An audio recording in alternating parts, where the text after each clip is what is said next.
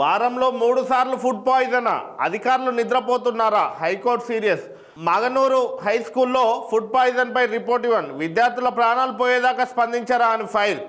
తమకు అధికారం ఇస్తే డీఈఓను సస్పెండ్ చేస్తామని కామెంట్.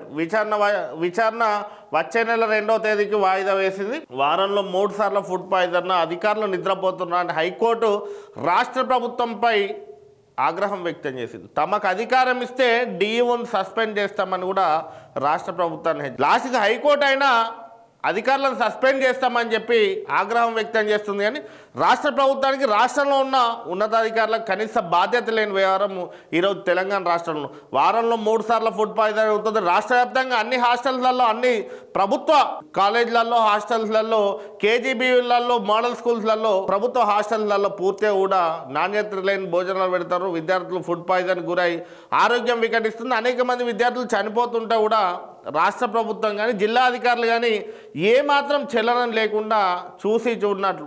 దానికి కారణమైన అధికారులను కూడా కనీసం సస్పెండ్ చేయడమో, డిస్మిస్ చేయని పరిస్థితి ఈరోజు మన తెలంగాణ రాష్ట్రంలో అధ్వానంగా ప్రభుత్వ హాస్టల్స్ నిర్వహణ ఉంది. మెరుగైన విద్య, మెరుగైన భోజనం కోసం కాస్మెటిక్ ఛార్జీలు, మెస్ ఛార్జీలు మెనూ ప్రకారం పెట్టాలని చెప్పి మేము కాస్మెటిక్ ఛార్జీలు పెంచాము, మెస్ ఛార్జీలు పెంచడం అని గొప్పలు చెప్పుకుంటున్నారు తప్ప నాణ్యమైన భోజనం ఏడా అందుతుంది. మరి విద్యార్థులు ఫుడ్ పాయిజన్కి ఎందుకు గురవుతున్నారని ఒక్కరోజు కూడా రాష్ట్ర ముఖ్యమంత్రి కావచ్చు, మిగతా మంత్రులే కావచ్చు, రాష్ట్రంలో ఉన్న ఉన్నతాధికారులు కూడా ప్రభుత్వ హాస్టల్స్పై, ప్రభుత్వ విద్యపై దృష్టి పెట్టిన పరిస్థితి లేదు. ఈరోజు వాంకిడ్లో శైలజ ఫుడ్ పాయిజన్ అయి మృతి చెందితే పోలీస్ బందోబస్తుతో ప్రభుత్వం లాంఛనంగా అంత్యక్రియలు చేసినట్టు చేసింది. ప్రభుత్వ హత్య కాబట్టి ఆ అమ్మాయిని కనీసం విద్యార్థి సంఘాలు కానీ మిగతా పార్టీల నాయకులను కూడా చూడకుండా పోలీసులు అడ్డుకొని శైలజకు అంత్యక్రియలు చేయాల్సిన పరిస్థితి. వాళ్ళ సొంత బంధువులను కూడా వాళ్ళ ఊర్లోకి రాకుండా అంత్యక్రియలు చేసింది. మరి శైలజ అంత్యక్రియలు అంత బందోబస్తు మధ్యలో రాష్ట్ర ప్రభుత్వం నిర్వహించినప్పుడు మరి అదే దానికి కారణం ఎవరు? శైలజ మృతి చెందడానికి కారణం ఎవరు? వికటించిన భోజనం పెట్టించిన అధికారులు ఎవరు? వాళ్ళని ఎందుకు డిస్మిస్ చేయలేకపోయింది ఈ ప్రభుత్వం? వాళ్ళపైన ఎందుకు చర్యలు తీసుకపోయింది?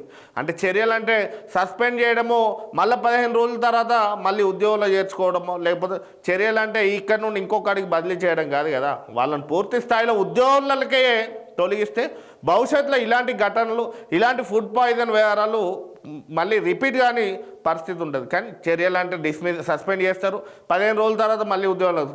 చర్యలు అంటే ట్రాన్స్ఫర్, ఆ చోటు నుండి ఇంకో చోటు ట్రాన్స్ఫర్ ఇస్తారు, మళ్ళీ తాత్కాలికంగా 4 రోజుల తర్వాత మళ్ళీ యథావిధిగా పాత ప్లేస్గా వచ్చే పరిస్థితి. ఈ ఫుడ్ పాయిజన్ యథావిధిగా రాష్ట్రంలో రోజుకో పాఠశాలలో జరుగుతుంటే మరి ప్రభుత్వం ఎందుకు సీరియస్గా తీసుకోలేకపోతుందని రాష్ట్ర హైకోర్టు కూడా రాష్ట్ర ప్రభుత్వంపై ఆగ్రహం వ్యక్తం చేసింది.